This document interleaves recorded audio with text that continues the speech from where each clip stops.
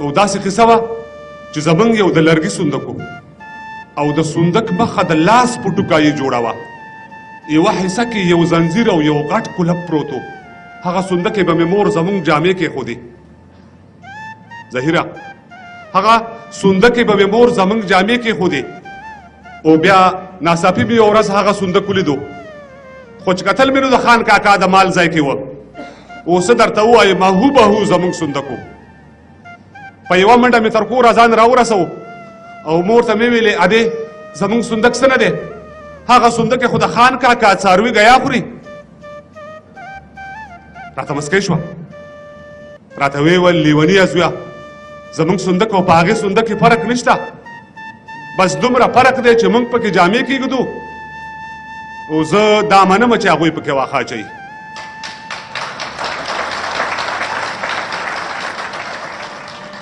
ورته مې ویلې ادې خبره شوې به زمونږ د کلي خلک وایي چې سبا اختر دی او دې ځل اختر به په زړو جامو کې نه تېروو. تا خو ویلي وو چې تا لا مې جامې کړي دي. او یوه رنګینه شان جوړه یې راته وښودله. د خوشحالۍ نه په مایو نه دوزلي اختر شو.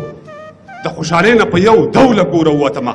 له ډېره نازه مې غرهار یا د موټر شروع کړو. زړه کې مې ویلې چې سیالي مې برابره شو. اوس په یوه ساه بیا تر لوبغالي پورې ورسېدم. ښې ډېرې منډې مې د کلي په کوڅو کې وکړې. او لنډه په دا چې د موټر جلب مې بیا راته وکړو. د خولې هارن به مې وهل او بریک ته هم ودرېدم. په لاره مې دوه درې ماشومان هم ووهل. د خوشحالۍ نه مې په هېچا نظر نه لګېدو. او په یوه ساه مې تر خپل کوره ځان راورسو او د کلي ښځې به راتلې خپلې جامې یې وړلې. خو چې کتل مې د ګاوړ نه یوه ښځه راغله او مور ته مې ویلې چې پلانۍ جامې دې وګنډلې؟ د دې خبرې سره یې سمه هغه جوړه واخسته کومې چې ما ته مور ویلې وو چې ستا جامې دي. او ما یې د لاسو نه راکش کړې دا زما جامې دي.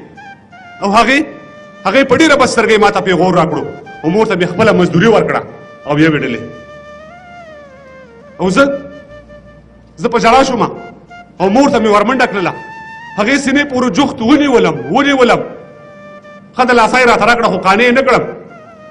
او دومره مې وژړل چې تاسو خبر یې ژړېدلو کې بلا خوند دی چې د خفګان نه یوې ګرمې تبې ونیولم. او اخر مې مور راته سوګند په یوه جوړه وخوړو. ویل ته وده شه زه د شپې تاله جامې ګنډم او د ټیکري په یوه پیسکه یې سر وتړلو. او تاسو یقین وکړئ بلا مودې تېره شوې خو هغه ښځه مې اوس هم په سترګو ښه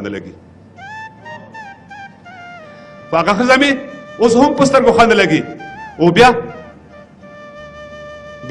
بیا د سهار د ملا ځانه سره ډزې وشوې خو دغه ډزې د اختر پسې لا تېزې شولې. خو چې راویښ شم مور مې ناسته وه جامې ګنډلې. د ویښېدلو سره سم مې بیا اصرار شروع کړو. هغې ویل راته چې صبر وکړه.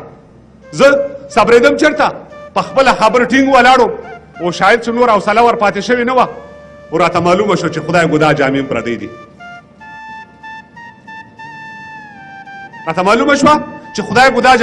دي. او دومره مې ووهلم چې په پرتو خاور راوغورځېدم. بیا ویده شوم او بیا دوباره زه د ملګرو په دې شور راویښ شوم. خو چې کتل مې حویلی کې ماشومان ولاړ وو او د اختر په ګلورینو جامو ټول سنبال وه.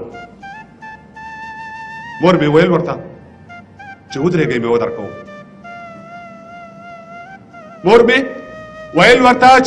مې ودرکوم. چې تر کوټې پورې راتله نو ما ځان بیا ویده کړو ولې چې زما او په هغې جامو کې ډېر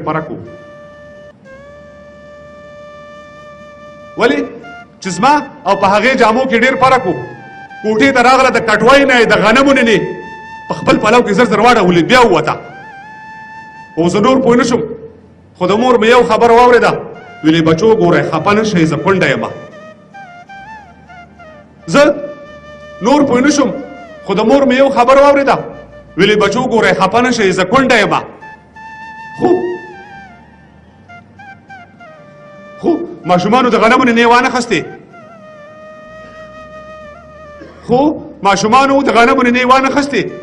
او مور مې په ډک پلو پستو قدمونو راغله هغه نه په یو جام کې ور واړولې په سوچ کې کېنستا تندي ته یو لاس ورکړو او بیا یې د سترګو نه دوه غټې غټې اوښکې راغلې بیا پسې نورې راغلې بیا زه په خړ مخ له پراتو خاور راپاسېدم ورته مې ویلې مورجانې زه جامې نه غواړم په دې نه پوهېږه چې ته هر اختر کې ولې ژاړې ویل متي الله ته لا په دې مجبورۍ نه